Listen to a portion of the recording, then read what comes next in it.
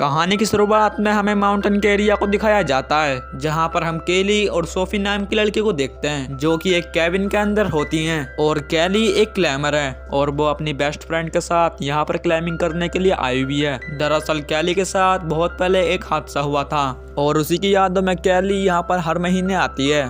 अब केली अपने बॉयफ्रेंड के साथ बीते हुए पलों की याद कर रही होती है कि तभी वहां पर एक कार आकर रुकती है। वो कार उनके कैबिन के सामने आकर रुकती है। उसके अंदर 4 लड़के होते हैं, जिनके नाम होते हैं जोश, टेलर और नेथन। दरअसल वो लोग भी यहाँ पर क्लाइंबिंग करने के लिए आए हुए हैं। अब जोश सोफी के पास जाकर उसे अपनी रात को होने वाली पार्टी के लिए इनवाइट करता है, जिस पर सोफी तो राजी हो जाती है, लेकिन केली वहां पर जाने से मना कर देती है। अब ये सभी लोग रात को जब पार्टी कर रहे होते हैं, अब वहां पर पहुंचकर सोफी उन सभी के साथ घुल मिल जाती है, लेकिन केली वहां पर पहुंचकर बहुत ही ज्यादा बोरिंग फील कर रही थी, इसीलिए वो वापस से अपने कैबिन की तरफ जाने लगती है। अब जोश उसका हाथ पकड़कर उसे रोकने की कोशिश करता है, लेकिन केली को ये सब ठीक नहीं लगता और वो वहां से चली जाती है। इधर हम सोफी को देखते हैं, जो कि इनके साथ काफी घुल मिल गई थी और वो इनके साथ बैठकर ड्रिंक भी करती है। और देखते देखते सोफी जोश को किस कर लेती है, जिसके बाद जोश को काफी अच्छा फील होता है। अब इसके बाद उठकर सोफी वहां से जंगल की तरफ जाने लगती है और पीछे पीछे जोश भी चला जाता है, जहां पर जोश सोफी के साथ जबरदस्ती करने की कोशिश करता है, लेकिन सोफी उसे ऐसा करने से मना करती है, लेकिन जोश नहीं मानता है। अब सोफी अपने आप को छुड़ाकर वहां से भागने लगती है। पीछे पीछे जोश के दोस्त भी वहां पर पहुंच जाते हैं,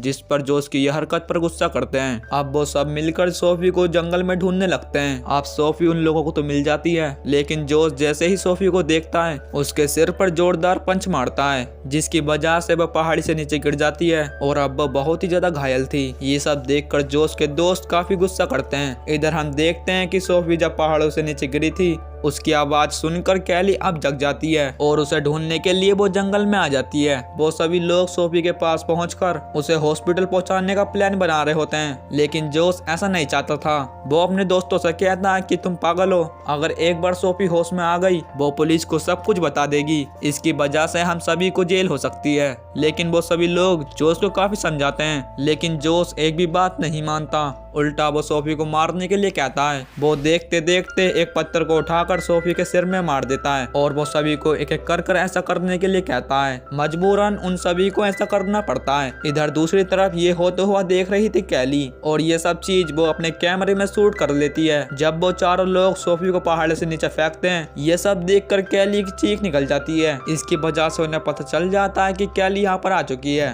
और इसके बाद वो केली को भी देख लेते हैं और अब वो लोग केली के पीछे होते हैं। केली भी जंगल के अंदर भागने लगती है। भागते भागते केली को सुबह हो जाती है। अब केली भागते भागते एक चट्टान के पास पहुंच जाती है और उसके पीछे होता है टेलर। वो चारों लोग केली के पीछे होते हैं। अब केली उन्हें देखते हुए चट्टान के ऊपर चढ़ने लगती है। टेलर भी केली के बिल्कुल पीछे ही होता है और वो भी चट्टान के ऊपर चढ़ रहा होता है। वो केली को पकड़ने की कोशिश करता है, लेकिन वो उसका बैग ही पकड़ पाता है। इसकी वजह से वो कैमरा बैग में से निकल कर नीचे गिर जाता है, लेकिन वो जमीन पर नहीं गिरता है, बल्कि एक चट्टान के कोने पर अटक जाता है। केली को एक बार और पकड़ने की कोशिश करता है, लेकिन इस बार केली के बैग में से रस्सियां नीचे गिर जाती हैं। उसके साथ साथ टेलर भी नीचे गिरने लगता है, लेकिन किसी तरह वो अपने आप को संभालता है और दोबारा से वो ऊपर की ओर चढ़ने लगता है। इधर केली उस कैमरे को उठाकर ऊपर चढ़ने लगती है। दोबारा से टेलर केली के पास पहुंच चुका था और वो उसे पकड़ने वाला ही था, लेकिन केली एक किक मारकर उसे नीचे गिरा देती है। इतनी ऊपर से गिरने की वजह से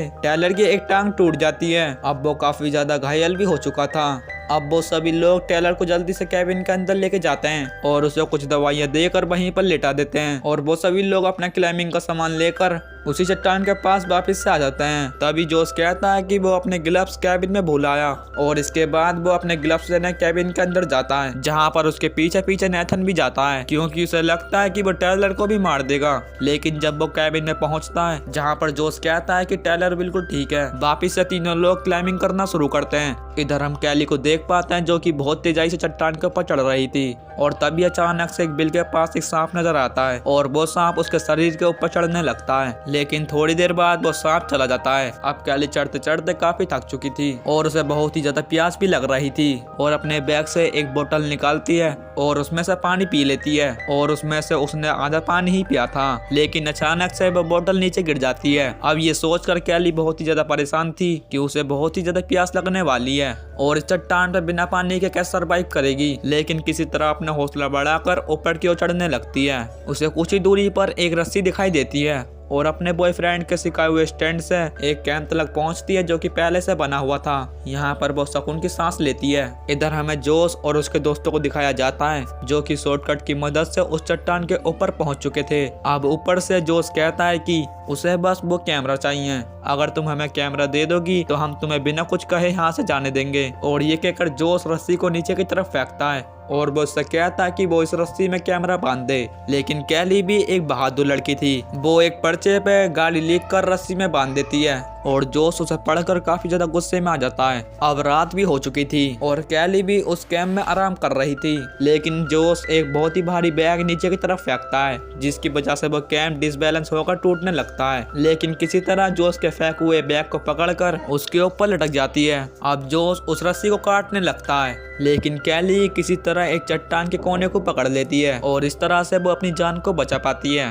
और इसके बाद वो फिर से कैंप के पास आती है और फिर से वो कैंप को रहने लायक बनाती है और वो उसके अंदर आराम करने लगती है। लेकिन तभी वो देखती है कि नेथन एक रस्सी की मदद से उसके कैंप के अंदर घुसने की कोशिश कर रहा है और उसके ऊपर चाकू से अटैक कर उसके बालों को पकड़ लेता है और इसके बाद वो उसे नीचे गिराने लगता है। और तभी कैली बताती है कि वो कैमरा उसके बैग में है। अब नेथन उस बैग में कैमरे को चेक करने लगता है और इसी बात का फायदा उठाकर कैली एक चाकू की मदद से नेथन के ऊपर अटैक कर देती है। इसी हाथापाई में कैली नीचे गिरने लगती है, लेकिन किसी तरह वो नेथन का पैर पकड़ लेती है और इसके बाद नेथन जोश को रस्सी खींचने के लिए कहता है। कैली के ऊपर पहुंचने पर जोश उसके बालों को पकड़ लेता है और उसे मारने की कोशिश करता है, लेकिन किसी तरह कैली अपने आप को बचाकर नीचे की ओर आ जाती है। कैली दोबारा से उस कैंप की ओर बढ़ने लगती है, लेकिन वो कैंप काफी ज्यादा कमजोर हो चुका था और तभी वो कैंप नीचे गिर जाता है। अब कैली चट्टान के छोटे से टुकड़े पे थी, वहाँ पर बहुत तेज हवा चल रही थी, लेकिन कैली उस चट्टान के टुकड़े पर पूरी रात बिताती है। इधर जोश और उसके सारे साथी वहीं पर सो जाते हैं। जोश नेथन को मारकर चट्टान से नीचे गिरा देता है, जिसे कैली देख लेती है।